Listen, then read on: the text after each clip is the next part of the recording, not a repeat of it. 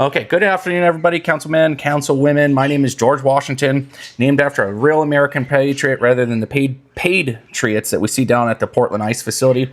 I'm here to oppose the borrowing and calling out the destructive failure of your fairy tale ideology and leadership, if you could call it leadership. You're asking to borrow up to $95 million. And we just heard testimony that, there was a word salad of the excuse of why that number is so high.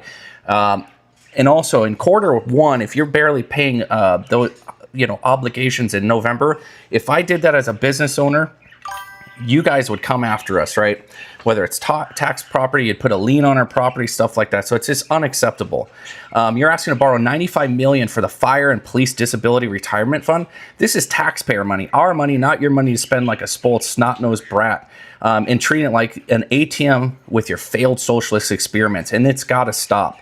Portland doesn't have a revenue problem. We have a spending problem driven by fairy tale ideology that seeks to defund and the police and our firefighters, if you will, coddles criminals and prioritizes illegal immigrants. Yes, illegal immigrants and radical leftist protesters like we see at the ICE Portland facilities in organizations like Anqeefa over law-abiding residents and local businesses. And like was mentioned earlier by someone here in this panel a minute ago, businesses are leaving the area. It's not a safe environment for businesses in general. Try and keep track on time. Look at the ICE facility in Portland, for instance. It's not even mass deportations or anything crazy going on over there. It's a handful of DHS personnel doing basic work, yet the city allows violent, crime-ridden enforcement-free zone to just manifest. And not only is it hurting the residents that might be on your side, right? They're probably super liberal. It's affecting small local businesses that are closing. Violence is rapid. Residents suffer basically a nonstop chaos, whether it's noise, people thinking because they wear a vest they could stop traffic. It's getting insane down there. This is becoming a national joke. Portland's becoming a joke. And not to mention the filth.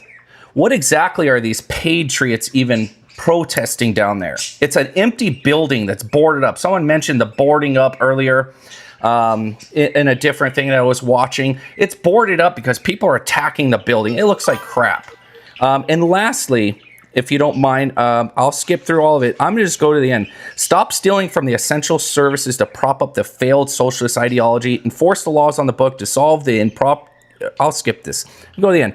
I think that you guys need to figure out the money situation and stop trying to ask for more money and creating problems. Portland deserves a hell of a lot better than this pathetic council of radical ideologues, and stop fucking around with our money and do your damn job. Unfiltered and raw. Thank you very much. Complete testimony. Thank you, Councilor Cano.